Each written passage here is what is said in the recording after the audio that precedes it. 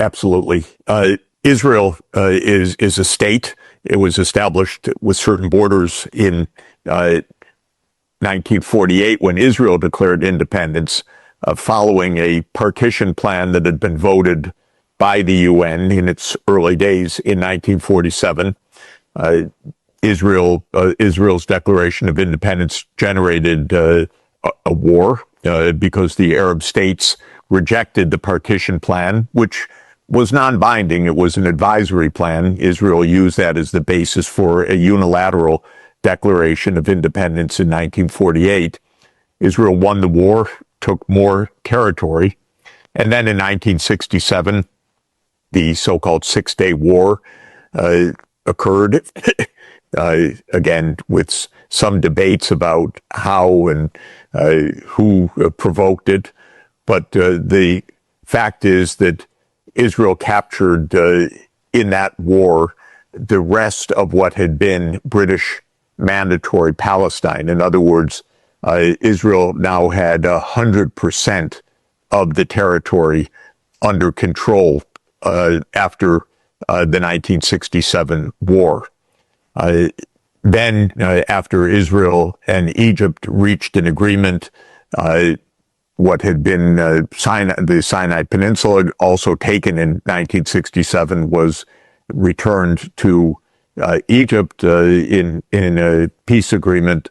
But Israel, in effect, kept control over three main places with large Palestinian Arab populations: Gaza, the West Bank, meaning the Palestinian territory west of the Jordan River, and East Jerusalem, which is a concentrated Palestinian Arab population. The Greater Israel Project is a term that's used to signify the desire to keep all of that territory that was captured in the Six-Day War and to resist any kind of Palestinian state. And this is a project under various names that goes back to the beginning of even the first Jewish homeland, to call it that, under the Balfour Declaration, when this area was under the British mandate. And it has been an ideology, though not by any means the only ideology, of the Zionist cause, which means the political ideology of a Jewish state in this area. It's been an ideology all along since 1917, since the Balfour Declaration opened up a Jewish homeland in what had been Ottoman Palestine, but now was British Mandatory Palestine, until Britain gave up its claim in the interest of finding some post-British solution in some kind of partition. So the Greater Israel Project says this is ours and it's going to stay ours. The problem with the Greater Israel ideology in a practical and a legal and a moral sense is that there are 8 million Palestinian Arabs and there are approximately 8 million Israeli Jews in this place, which was British Palestine. And it's the 8 million Israeli Jews, according to the ideology of Greater Israel, that will rule over the 8 million Palestinian Arabs, or expel them, or ethnically cleanse the region, or kill them, which is also happening in shocking numbers in Israel's war in Gaza. So the current government, led by Benjamin Netanyahu, is the most radical extremist government that Israel has ever had. But and it is ardently a Greater Israel project. I can add that in the more expansive versions of Greater Israel, the ambition goes beyond even the borders of the British Mandate, because of two reasons. One, that it is held by advocates of Greater Israel that it's necessary for Israel to control territory in Syria, such as the Golan Heights, or territory in Lebanon, for example, south of the Litani River, in order for Israel to be secure. So there's a security argument that says Greater Israel extends beyond Israel's border. There's also a theological argument by the religious holders of this ideology, which say that according to the Jewish Bible, the Old Testament for Christians, and the Jewish Torah for Jews, that God promised land beyond what was the British Mandate from the great river in Egypt, which in the biblical text is not the Nile necessarily, but sometimes is interpreted as the Nile, to the great river of Mesopotamia, which is the Euphrates River. And so some religious ideologues believe that it's God's promise to the Jewish people, a land that goes well beyond the British mandate. And the U.S. ambassador to Israel today, Mike Huckabee, who is an evangelical Christian fundamentalist, espouses the idea that Israel can take land from Egypt to the Euphrates because that's God's promise. And in a notorious interview with Tucker Carlson a few months ago, Huckabee unabashedly said, yes, what Israel can take, it's Israel's, because that's God's promise in the book of Genesis.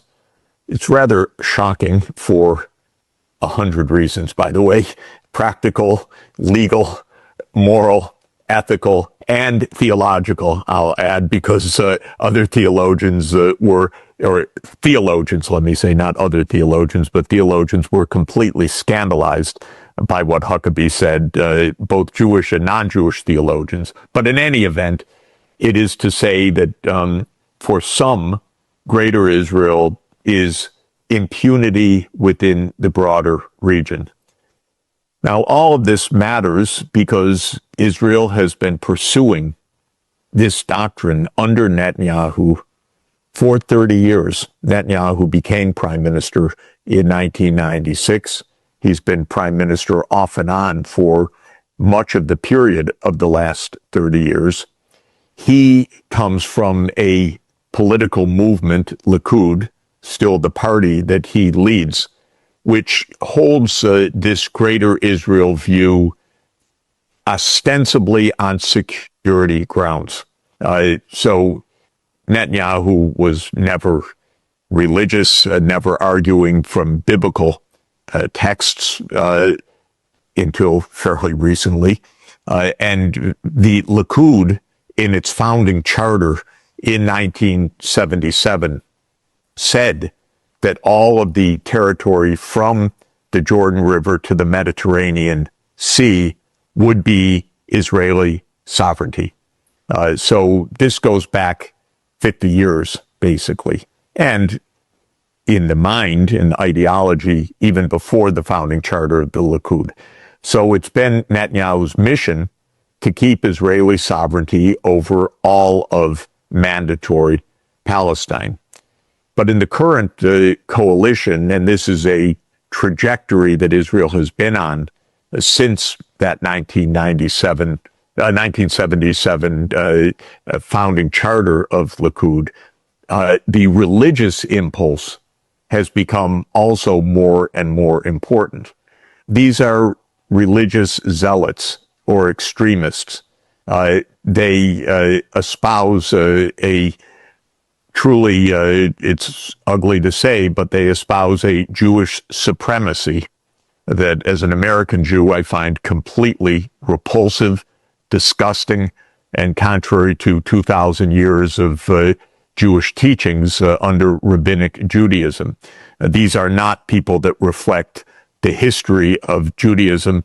As a Jew, I can say that the views of people like Smotrich and Ben-Gvir are fascistic, disgusting, and completely extremist in my view.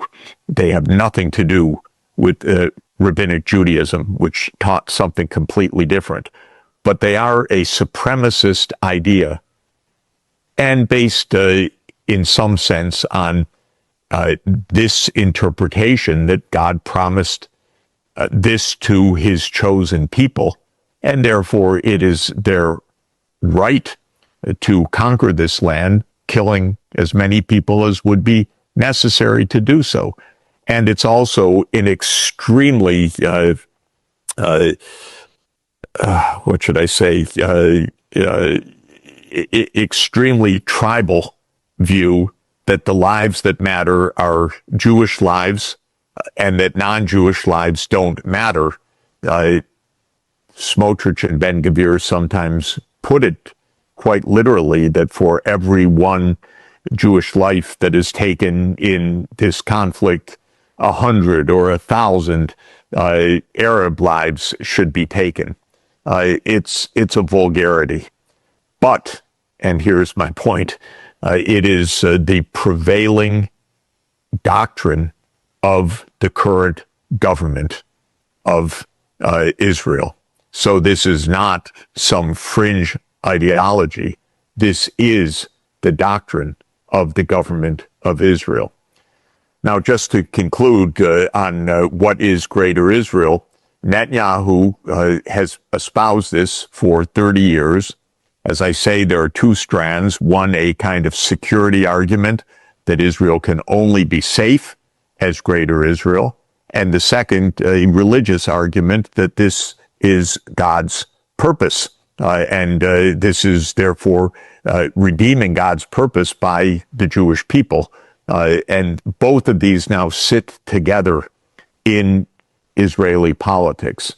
I should quickly add that the religious view rose after 1967, in particular, with hundreds of thousands of illegal settlers from Israel into the Palestinian occupied lands. Illegal settlements because you're not allowed to settle occupied territory that needs to be returned to the rightful political entity, not Israel, but to a Palestinian entity. And yet hundreds of thousands of settlers came in, some because they wanted swimming pools and more land, but many others for religious purposes that form this Jewish supremacist idea now that is in government. So this has developed over decades. Final point, sorry to go on, but the final point is that when Netanyahu came in, he had strong American backing and strong American advisors. And the idea was the following. Greater Israel would lead to militant resistance. After all, it's a denial of the political right of self-determination of the Palestinian Arab people. And the UN General Assembly has said that not only do the Palestinians have the right of self-determination, but they have the right of armed struggle for self-determination. That idea is not outside of international law. The right of armed struggle for self-determination has been recognized repeatedly by the UN General Assembly, in fact. So Netanyahu and his American advisors said, well, we are going to stand for Greater Israel. We know this will be trouble. There will be resistance. What they call terrorism, what others call the struggle for self-determination. You know, it's all in the rhetoric and the eye of the beholder. But what Netanyahu said was very pertinent, and he was backed by the U.S. Neoconservatives. He said that you don't root out what they call the terrorism, and others would call those for armed struggle for self-determination. You don't root them out by fighting those militants. You root them out by overturning the governments of those who support the militants. So you don't defeat Hamas per se or Hezbollah per se. You have to fight the governments that support those militant groups. That's their ideology. Again, I find it repulsive because the way to fight an armed insurgency is to sit down and negotiate a political solution in which there is the rights of political self-determination of the Palestinian people. And that's what ideas like the two-state solution have proposed since 1997 and actually back to 1947. But for Netanyahu, this is armed struggle, and armed struggle that has to be crushed. And the way to crush what he calls the terrorism is to overturn other governments. Now, he captured American politics. It's true. Israel, under Netanyahu, successfully mobilized American politics for the cause of Greater Israel. This is rather shocking. It's also a very complicated story of American politics. And it's not a simple story. Of course, there were American Jews that were part of that lobby. There was the direct engagement of Israel in American politics relentlessly. But there's also another complicated piece of Americana, which is the Christian evangelicals like Huckabee, who constitute tens of millions of voters, heavily concentrated in the Republican Party and in Trump's voter base. So they also, by biblical terms, say, well, that's Israel's. By the way, they don't say it because they love the Jews or they love Israel. They say it because they read the Bible that the condition for the second coming of Jesus Christ is Israel's control over this land. So they read it as prophecy, not as somehow a gift to the Jewish people. In fact, they think in their biblical interpretation coming from the book of Revelation, the Jews are going to die in the final struggle, or they're going to be converted, or they're going to be condemned in the final judgment. It's all very, very weird. But from 1996 onward, the American government has basically backed the Greater Israel Project. And it has gone to war constantly to fight Israel's claim to overturn governments that were supporting Palestinian rights. And Iraq is a classic case.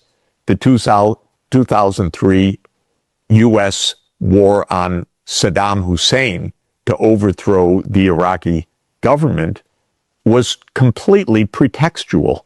It was based on absolutely deliberate propaganda that the U.S. had to invade Iraq after 9/11 to prevent Iraq from getting or to dismantle its weapons of mass destruction, which then were shown not to exist at all.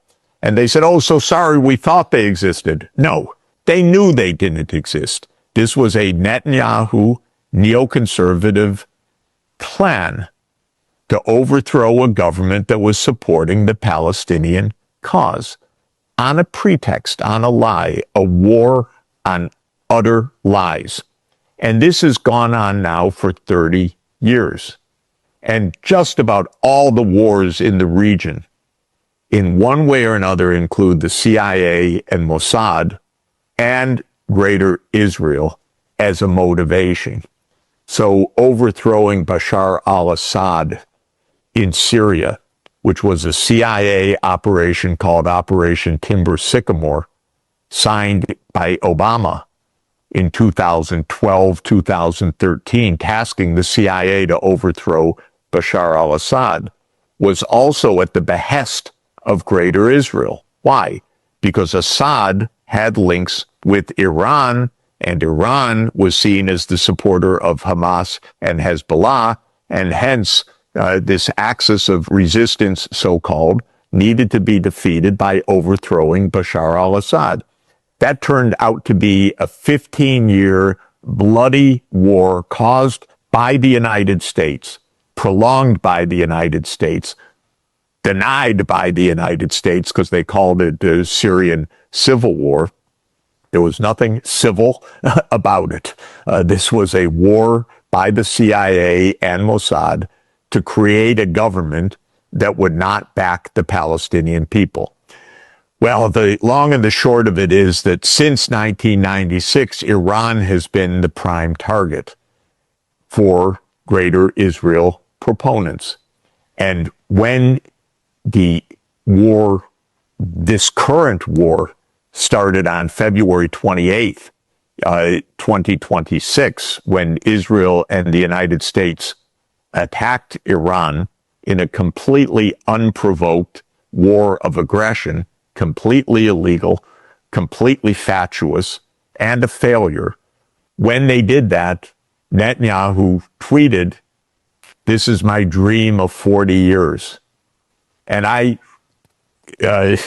read that and I was taken aback, because I had always said it was his dream of 30 years, because I didn't know what his dream was for the 10 years before he became prime minister. But this is his dream of 40 years. Well, my point has been, Netanyahu, go home, take your own dream away from the United States. And to the United States, Greater Israel is not an American project. It's not in America's interest. It's not according to morality. It is not according to theology. It is not according to international law. It's disgusting. It's perpetual war. And why the United States backs this is a disgrace. It's because of lobbying and people who are not thinking straight, and big money in campaigns, and tens of millions of Protestant evangelical voters looking for the end of times, and many odd things. I live in a kind of crazy country that is able to do this. But this has been a 30-year perpetual war for something that has no justification whatsoever. So that's what Greater Israel is. Well, I was going to say, in the 1990s, though, this Greater Israel project, it had a good fighting chance. That is, it was backed by the only superpower in the world, which gave its unconditional support for this project. But since then, we've seen a multipolar world emerge. And I guess the Iran war was supposed to reverse this, restore U.S. hegemony, but also Israeli supremacy in the region. But given the defeat there now, which doesn't only change the distribution of power, but also the United States, we see more distancing itself from Israel, not by everyone, of course, but groups which didn't utter this in the open in the past. I was just wondering, as a brief question, what will be this impact then on the Greater Israel project? I mean, what are Israel's strategic options now? I sincerely hope the idea of Greater Israel is finished, period. That's my own hope. It's a disgusting idea. There are 8 million Palestinian Arabs, and there is absolutely no cause for genocide or ethnic cleansing or apartheid rule. And there needs to be a solution. And for many people, and it's quite plausible and natural, there should be one state, democratic and binational. And there are many examples of that. I could take Belgium as an example of the Walloons and the Flemish. They haven't always gotten along. There are deep cultural and sectarian and historical differences, but they make two states, by the way. They actually have 5 parliaments in Belgium to handle all of the different complexities of the multi-ethnicities. So Israel could become one state, a binational state, or what has been the international law and the intention of the UN General Assembly for, I would say, all the period since 1947, and then especially after 1967 again, 2 states, a Palestinian state and a state living side by side. Many people say that's now passé. I don't know what's passé. Either solution is possible. What is not possible, in my view, is an apartheid state or continued reckless murder by Israel, whether in Gaza or in the West Bank. And the violence in the West Bank every day is shocking. Israeli settlers dragging Palestinians out, killing them, expropriating their land, burning houses. It's just got to stop this absolutely inhuman behavior and this intergroup hatred and this Jewish power, which is actually the name of one of the political parties that is governing Israel right now, that kind of supremacist idea. It's just got to stop. There are two basic reasons why it may be coming to an end right now. And you emphasized one of them, very important. The United States and Israel cannot impose this solution on the region. They thought, well, Israel's invaded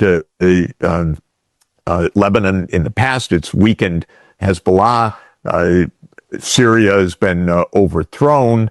The Iranian reach has been brought down. Hamas has been weakened, if not defeated, by the Gaza war and the Gaza genocide. So one view says that, okay, we're close. All we have to do is overthrow the Iranian regime. Turned out this was delusional. By the way, if they had asked you or they had asked me on February 28th, we would have told them that it was delusional. But they went ahead thinking this would be a one-day war. And it proved not only not a one-day war, but Iran is a sophisticated country, a large country of more than 90 million people. It's got hypersonic missiles. It's got space technology. It's got advanced drone technology. And it has the capacity to destroy a lot of the neighborhood. So it has a deterrent capacity, which it demonstrated, which is why there is this fragile, nascent agreement, because Iran closed the straits, demonstrated military deterrence. The U.S. had no military option that would have been able to avoid a destruction of the Gulf region and the world economy. So in the end, Trump said, okay, we stop this. And that's what this agreement is about. And I agree with Trump on this. Of course, I disagree with him on having started this war, which is fatuous. But I agree with him on ending the war, because what are you going to do? Nothing else. This really is a stalemate. So that's one reason why this Greater Israel Project, I hope, is on its last legs. But the other is internal to the United States, and that is that the U.S. has been essentially the backstop of the Greater Israel Project. Europe, for many reasons, does Israel's bidding to an extent, but there's much, much less backing. And the U.S. has backed it because